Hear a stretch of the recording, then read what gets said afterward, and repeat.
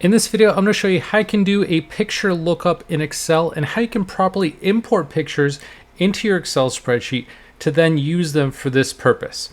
So in this table, I've got a list of English Premier League teams and their related logos.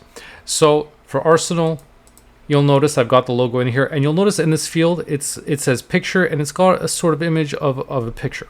And so this is important for this lookup to work, because now let's say I've got a drop down here, let's say for all the different teams, let's say I type in Liverpool, right?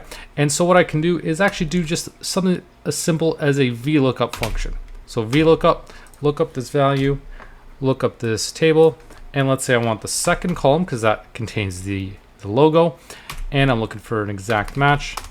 And so it's pulling in that logo. So I've done a simple lookup.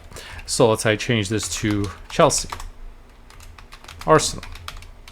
Works fine. And the key to making this work is making sure you've got this picture image on here. Now let's say I copied an image from a web page and pasted it in here.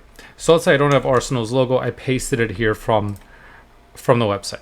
So now you can see I've got it right now, and it's sitting as an object. There's no reference to, it doesn't show that picture icon, and right now it's just like a floating image that I can move around. So you'll notice here there's an option here to put it in a cell, so place it in a cell. If I click on that, now it's in a cell. So now we've got that picture icon. This is key to making it work.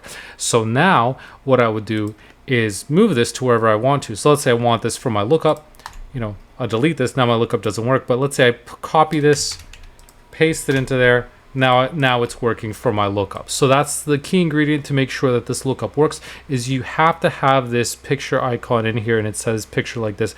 That's where it's pasted in the cell. So if you copy and paste it from an external website and put it into your spreadsheet and it's looking like an object, make sure to click that option to put it inside of a cell. Once you do that, then you can do this picture lookup and it's going to work seamlessly.